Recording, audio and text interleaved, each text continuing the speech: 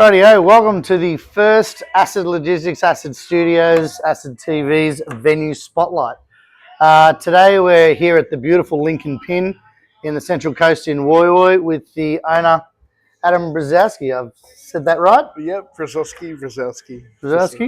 So, Adam, I guess what we're going to do is just ask you a few questions about the venue, tell everyone about what is the Link Pin and what it's all about. So, how about we just jump straight into it, right? Rightio. Mate, tell us about the Link Pin. The Link Pin was started 5 years ago, 5.5 years ago, halfway through COVID, which was an opportunity. But it was designed for beer and live music, and that's pretty much it. Yeah, nice. What makes the Link Pin special to everyone? The Link Pin's very independent, so there's no screens. It's just all about the people, the bands, rock and roll, and good beer and good fun. Just back to basics, yeah.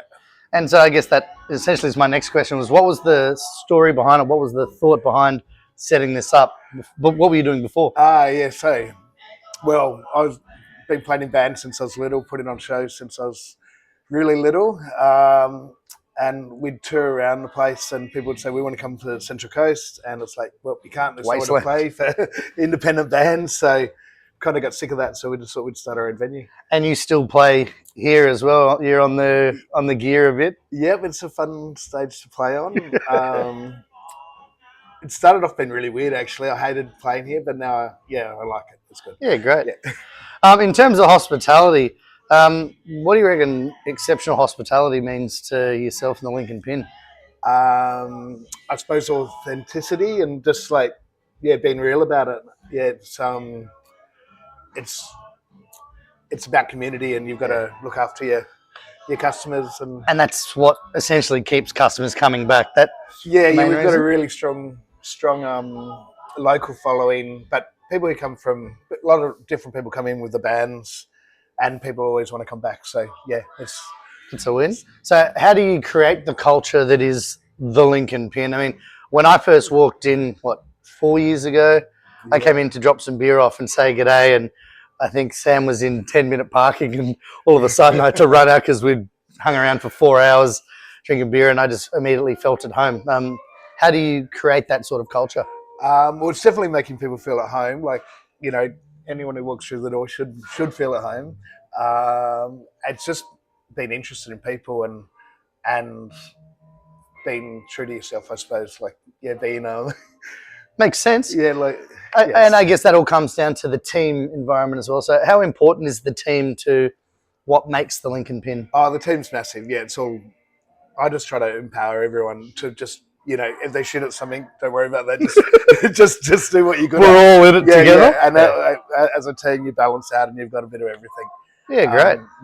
No one's perfect, and that people have got great bits to give, and if you concentrate on those, you can't go wrong. I completely agree. And going the way of a lot of bars have the big contracts and so on and so forth, you've chosen the 5% route, the craft route. Why do you support independent producers? Well, I've just been a beer lover for a long time, and there's not enough beer. There's not enough good beer on the Central Coast. That's another thing. Not enough independent music, not enough beer. So we're filling a gap. Goes really hand in hand, right? The breweries have picked up totally a bit, but here you can get 5 or 6 brews, usually. At any one time, and it's from all over Australia. Yeah. So, the beer's really important here. In fact, it's almost a beer cafe. That's Link Pin Beer Cafe. Yeah, it could be. But it's just a lot of words to put on the front bit, right? Exactly, yeah. It's hard trying to do all these things, but you got to be versatile. Yeah. And what sort of styles are the customers that are coming in enjoying the most at the moment from what you're seeing through the taps? Oh, well, yeah. So it's winter now, so we're selling a fair bit of black beer. The Grandad Brown from New England's gone down well.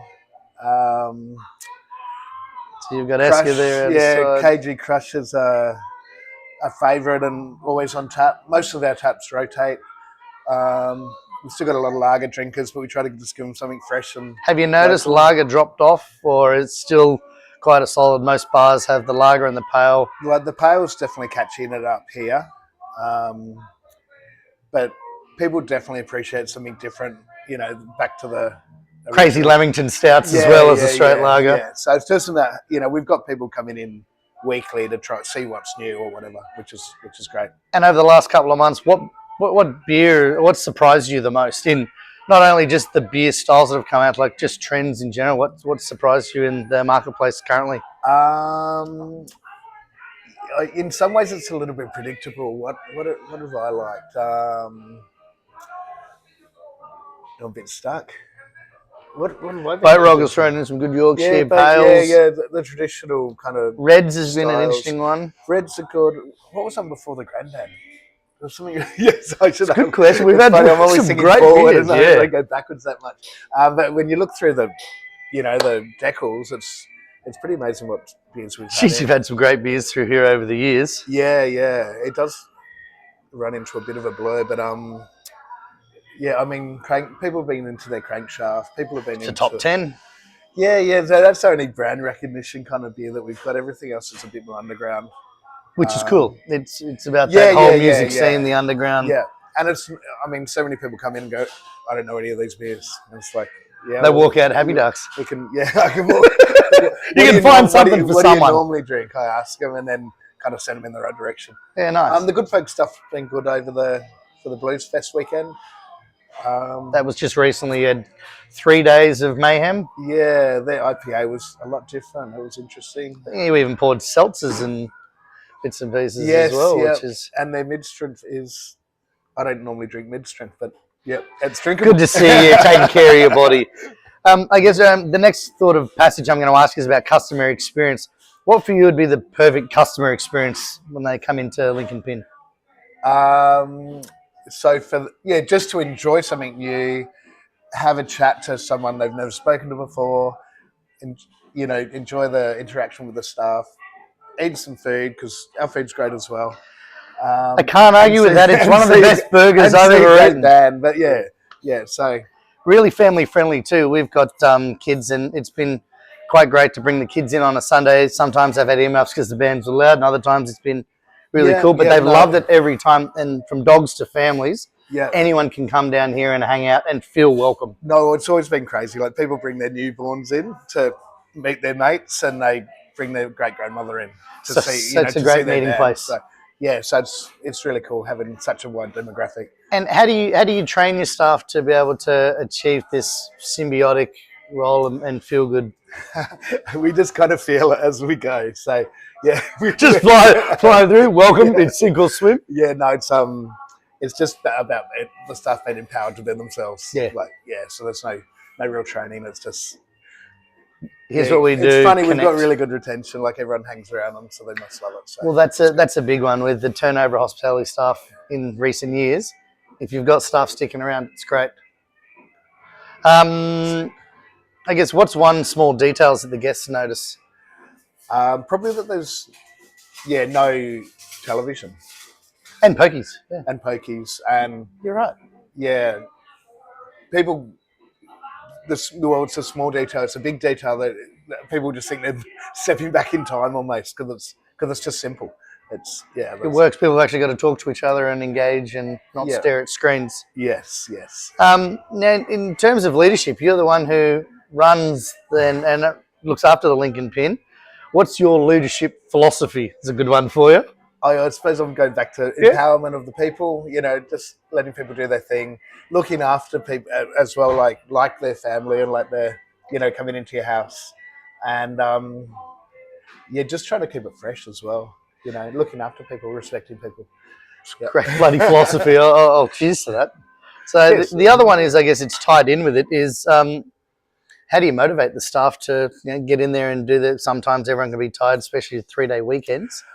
Yeah, no. How do you keep them motivated? We do get worn out. We do a few little staff outings here and there. I don't know. I just try to make sure that they're appreciated. Yeah, and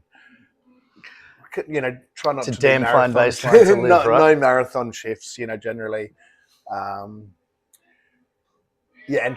Just trying to make sure I'm not flogging anyone to death. So we have our quiet days, we have our wild days, and it all balances out. But no one's been worked too hard. And what's the biggest lesson you could say you've learned since Link Pin's inception? Well, it's really boring. It's to balance your staff costs to your revenue. You heard it here, folks. Heard it here first. And how important is it in supporting local producers and community? I mean, a lot of places are hyper local, but you do seem to have stuff from our backyard, but also around in the independent. How important do you think that is to maintain those connections and friendships? Well, yeah, I think it's great having local stuff. I really appreciate the local breweries and food and the butchers, and it's really important to have a local connection.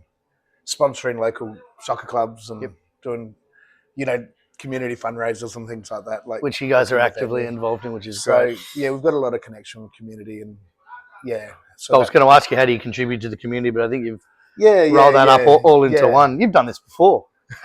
So I guess in closing, what's your signature recommendation for an experience at the Link Pin? Should I come in, get a beer and a burger? Should I pick an afternoon and get stuck into cocktail? What would you recommend? What would I do? So I'd just make a big...